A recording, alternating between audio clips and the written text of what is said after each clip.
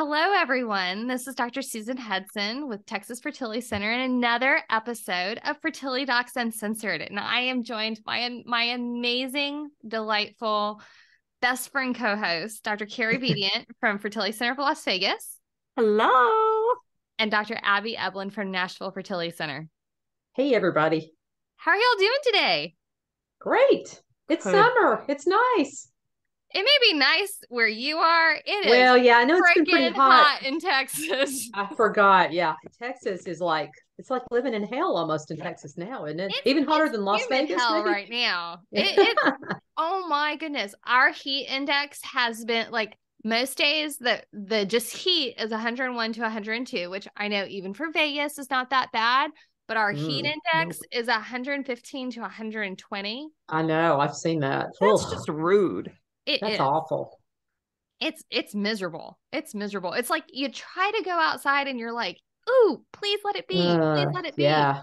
But then you have all this like crazy weather when you have this happen. My family went camping this last week, and in the middle, well, it's scout camping. Summer scout camping. In the middle of all this heat, they get to the campsite. They had full-size baseball size. I saw that you were, no kidding. Wow. That's awesome. One kid ended up with a concussion. An assistant scout leader broke his thumb. My husband's, those plastic trunks you get at like Academy or whatever for camping. Yeah, for scout camp. It punched a hole in the top of that thing. Those things are like relatively indestructible. They are very strong. It was crazy in the middle of this. That's nuts. Wow. So summer traditions is what we were going to talk about. And hey, that's scout camp, but not with hell is not a summer tradition. Yeah. Summer tradition for me is scout camp. Everybody leaves and I have a little alone time. That sounds amazing. Except for this year. It wasn't so great. Yeah, it would be nice if it was like 10 degrees cooler. Yeah. Yeah. My family usually goes to San Diego for a week. Ooh, nice. And hang out near the beach and meet up with, other parts of the family. And I look forward to it at the end of every summer. It's usually like late July, early August, somewhere in that time frame. And right before school starts, because our school starts early. It's like August 8th or something obscene. And so yeah, I love that trip because I've been to San Diego, but I haven't ever been to the beach there. What are the beaches like in San Diego? Yeah, I don't think I've ever been to the beach in San Diego either. Brown, white, cold, warm. The water's cold. The Pacific Ocean is cold. Okay. So actually, I have been almost guaranteed it's going to be cold. Like if you're going to go to the Pacific, go in mid to late July or August, like early August. Because that's when it's hottest outside and it warms up the most. They have a lot of really nice white sandy beaches. Coronado Island is beautiful. Imperial Beach is pretty nice. There's Mission Beach. Like there's a lot of really nice white sandy beaches there. But yeah, the water is cold. You have to be mentally prepared for that. Yeah, I thought I'd never been to the beach in San Diego, but I was reminded of probably about 8 or 10 years ago, we went there on a family vacation in June. And, we're used to going to the beach in Florida or South Carolina. And oh my gosh, we got in the water and I'm like, this is freezing. Yeah. And it was on Coronado Beach is where it was. It was so cold. Yeah. Oh, it's freezing. I rarely get in the water anymore unless it's super hot. This is coming from somebody who's smack dab in the middle. And, the only thing we got is the Gulf of Mexico, which is warm. But I thought the Pacific Ocean was supposed to be like warm and the Atlantic Ocean was supposed to be cold. Oh. No, it's the opposite. No, Pacific is cold. Pacific is cold. Cold. Like, and the Atlantic is warm? Relatively, yeah. Yeah, compared. Really? Yeah. Like really. I remember going to, I don't know, North Carolina, South Carolina, something like that, wherever the Outer Banks are. It's warm down there. And it was great. Like you could just dive in and start swimming. I am geographically challenged for any of our listeners. I am not the person you can turn around and say which way is north. I'd be like, that way. Yeah, no, it's cold. Like all the surfers always have wetsuits and and they need them. Yeah. What about you, Abby? What's your tradition?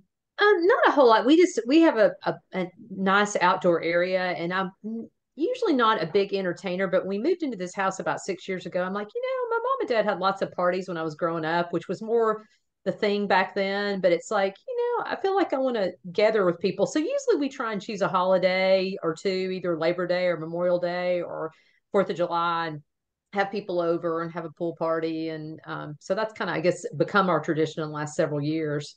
Fun. Very Yeah. cool.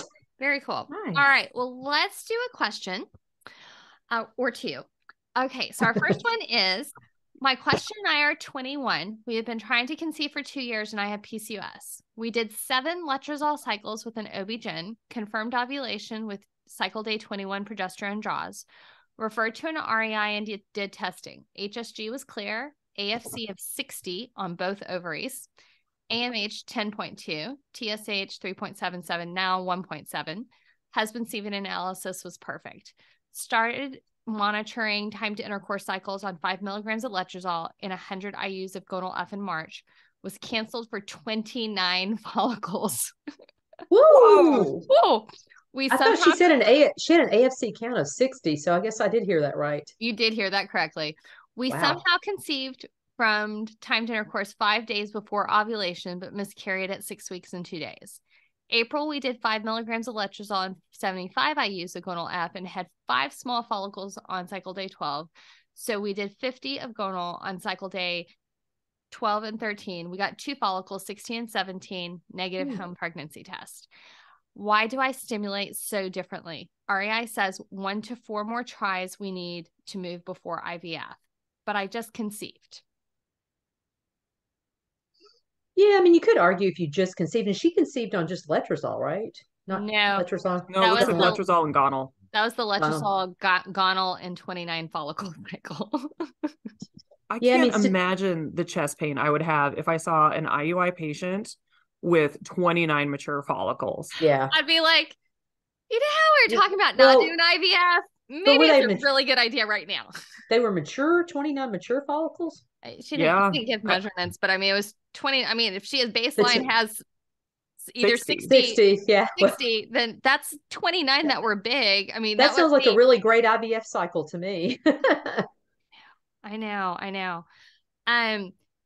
When I see follicles like this, it's such a fine line. It's such a fine line between not doing anything and exploding. And I can say that if you have the means to do IVF in this type of situation, you can think of it this way. If you get pregnant with multiples, the long-term costs of what your multiples are going to cost, because it is significantly more expensive to have 2 children at one time than it is to have sequential children, will dwarf the amount that you would have paid for an IVF cycle to be safe and have 1 child at a time.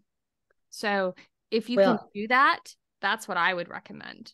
Well, and not to be negative, but I mean, you could get pregnant with triplets or quadruplets or quintuplets, and those don't do well. I mean, even with twins, I've had a couple of patients over the years that have delivered twins prematurely and they died. And so it's just a high-risk pregnancy. None of us want you to have a high-risk pregnancy.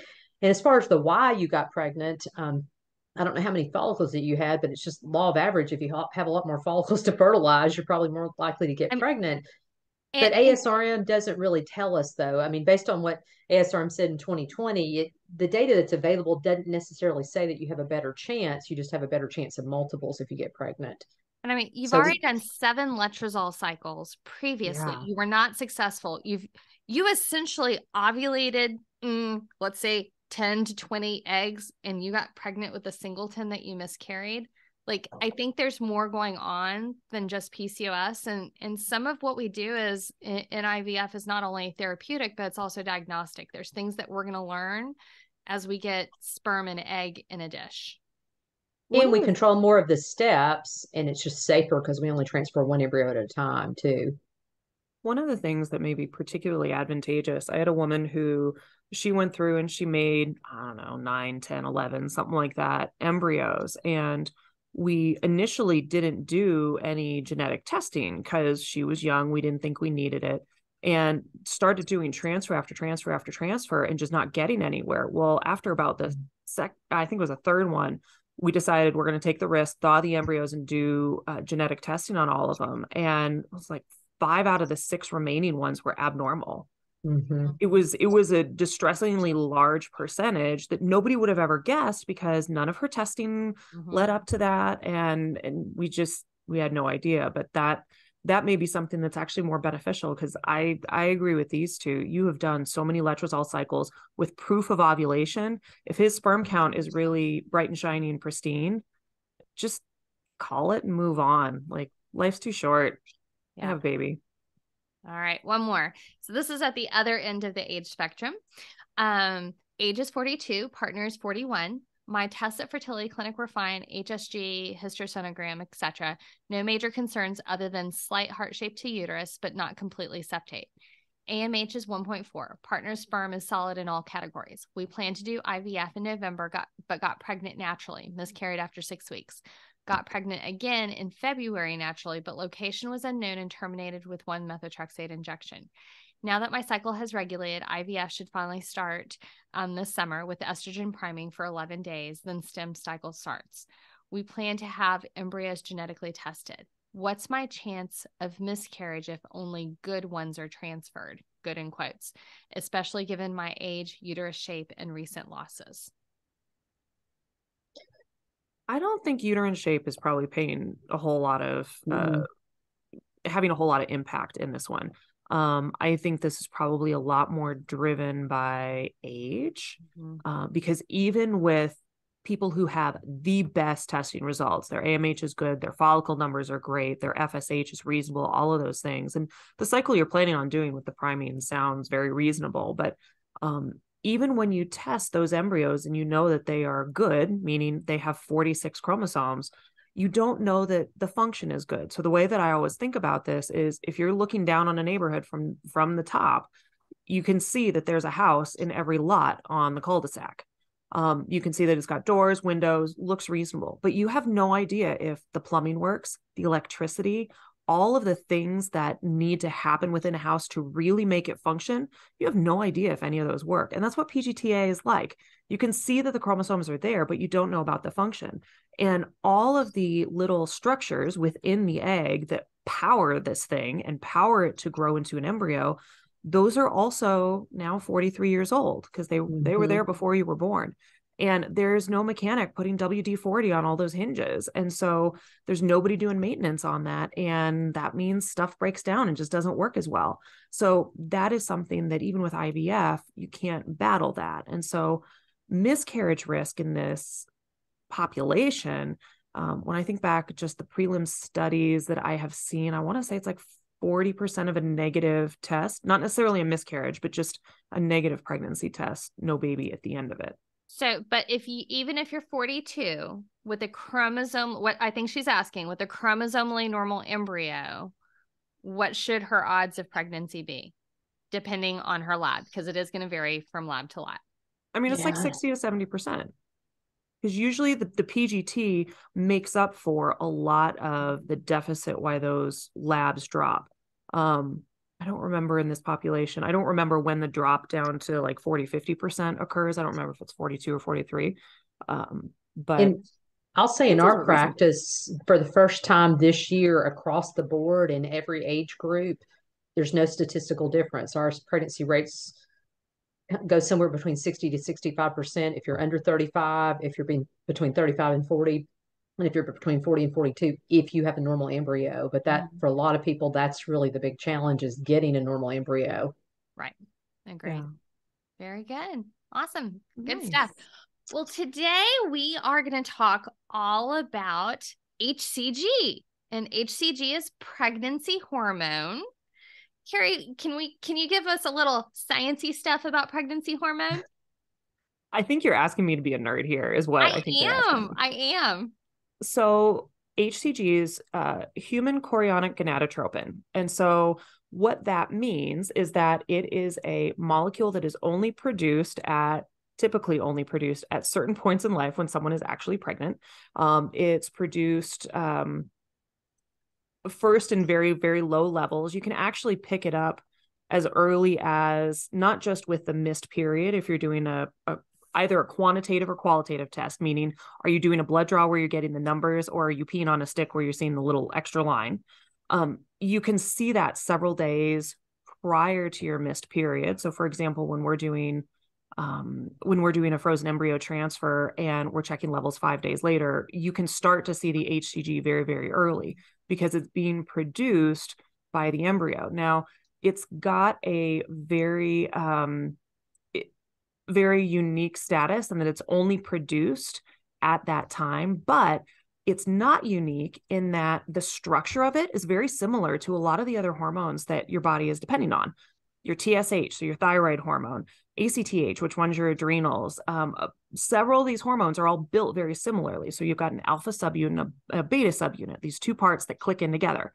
So the alpha subunit is similar between all these different hormones. And the beta is different. So that's why you hear us refer to a beta hCGs, because that's the unique part of it. The alpha hCG is similar to everything else. And so it's one of the easiest things we can do to track a pregnancy, because that's the only time that it's typically present in the body. You can have some other times when it comes up, with tumors and things like that, but that's relatively rare. So that's what makes it such a reliable hormone or molecule to follow when we're following pregnancies.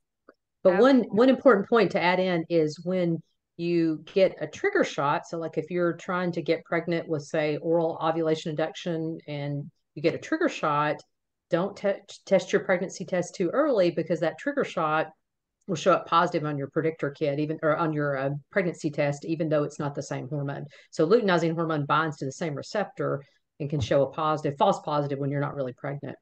And some trigger shots are actually hCG. So that's going to make you have a positive pregnancy test as well. Mm-hmm. That's one of the places where we are capitalizing on how those alpha subunits are the same, because with LH, usually the half-life is somewhere between 20 minutes and 2 hours.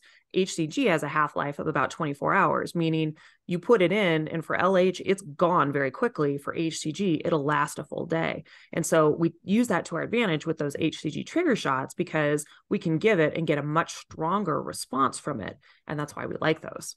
Absolutely. All right. So we're going to talk about normal first. Okay. It's always good to establish what is baseline normal. So Abby, when somebody goes through some sort of thing to get pregnant, whether they're trying to conceive on their own or it's with our help or something like that, and they do a pregnancy test, let's talk about the difference in pregnancy tests real quick first. Carrie mentioned it a little bit, but let's go into a little more detail. So there's qualitative and there's quantitative. And qualitative is really just yes or no. I'm pregnant or I'm not. My stick is positive. My stick has one line or has 2 lines. So that just sort of tells you yes or no. But really what we're interested in is, usually as physicians, is how high is that number and how well is it rising? And so in order to figure that out, we actually do a blood test and we actually get a number. And usually the higher the number, the happier we are for the most part. Is there a normal for that first pregnancy test? It is all time dependent. Yeah, I think it depends on the lab a little bit too, but I'm happy if it's over 100, but it can be a little lower, it can be a little higher and still be fine. I mean, everybody's pregnancy test is low at some point. Yeah. Okay. And that's really an important thing to understand is just that, like you said, it depends on time. If you are just very, very newly pregnant, it's normal to have a low number, and that number should start growing. What type of growth or escalation in those values do we want to see at a minimum, and what do we like to see that gives us a warm fuzzy? So we like to see doubling, because number one, that's really easy to calculate. And as we're looking, we're like, okay, we're 48 hours later, this should be twice of what it was before or more. Nobody's going to object if it's more. We like for it to be more. More is even better. Yeah, more. This is one of the circumstances where more is better. hCG and chocolate, more is always better. When you're looking at just what you need, it's really more along the lines of, it's like 67-ish% that you need it to increase over that 48-hour period. And so if you can see it go up by that, a lot of patients freak out, because everything that's on the internet is doubling. Because it's easy. Everybody can say, oh, it should be twice that. And as opposed to figuring out, well, it really should be a 67% increase. That's harder, but that's really what we're looking for. And like we were saying, it's a moving picture that you're going for. When you get just one hCG, that is a snapshot. When you have a handful, at the very least, it's a flip book. So you can start to see how it's changing. You can start to see how it's evolving, because that one picture doesn't tell you anything more than just it is positive and this is what the level is. Sometimes when it's really high, we can say, okay, this is a high enough point where I should be able to see something on ultrasound, for example. And that's why when patients have an abnormally rising hCG, for example, and they say, well, can't you just do an ultrasound and check?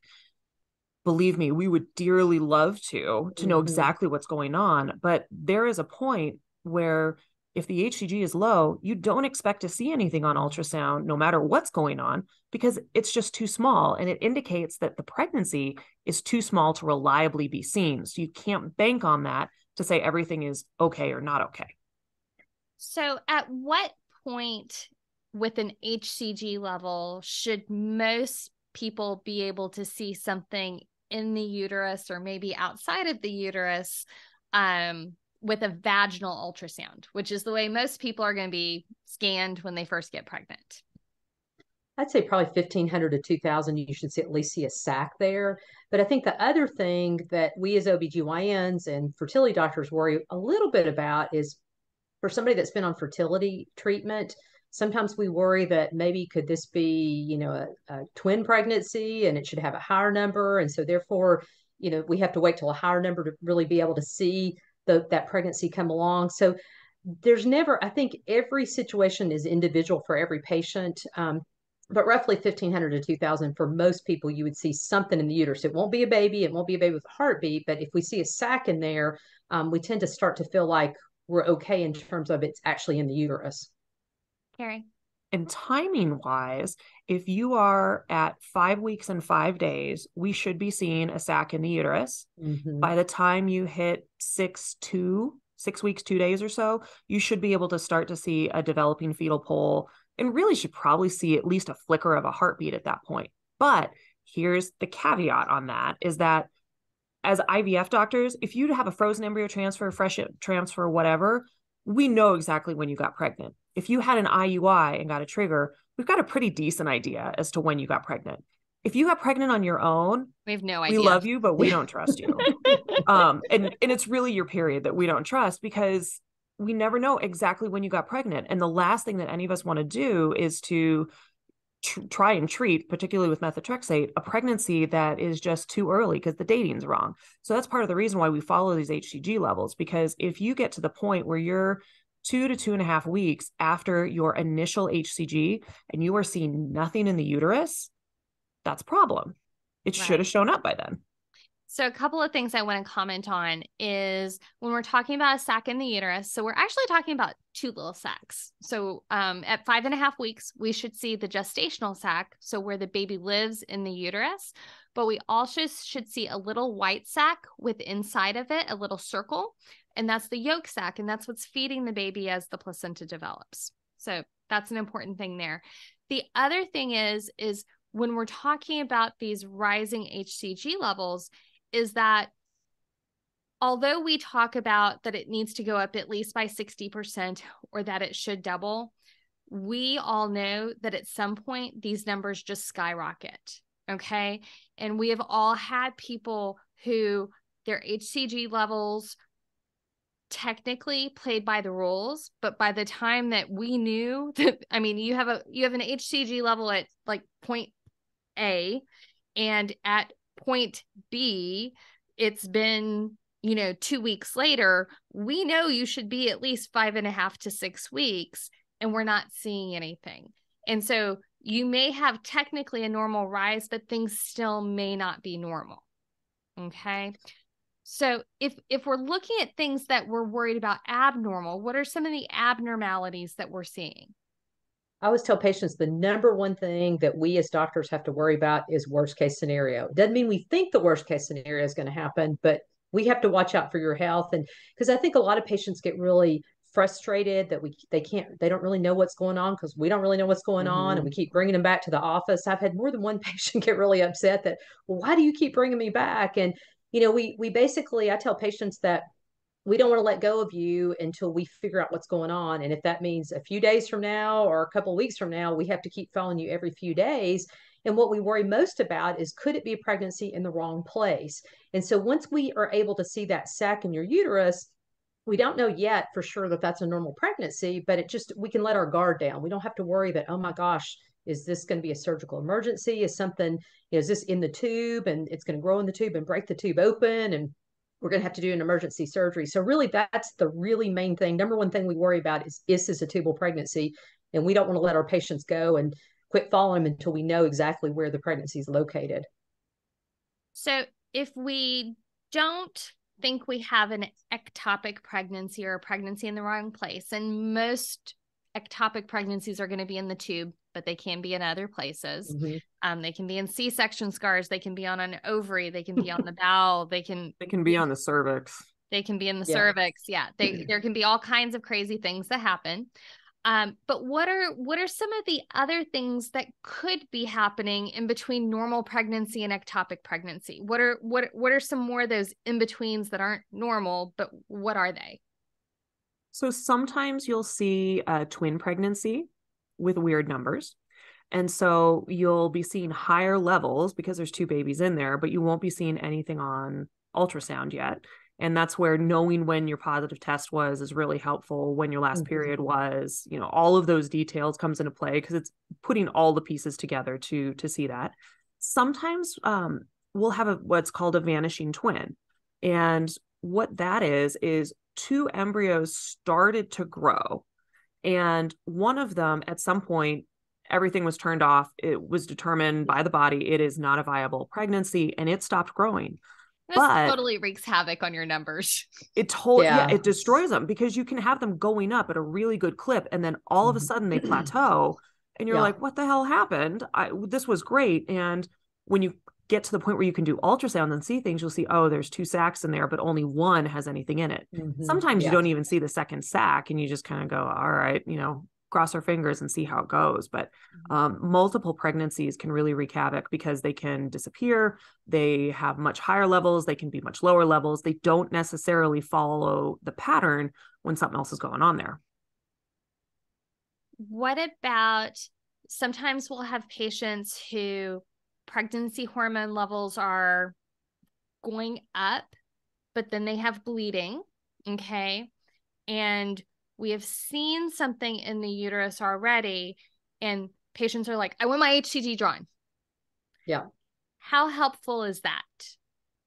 Sometimes it's not so helpful because the hCG is actually secreted by the fetal placenta.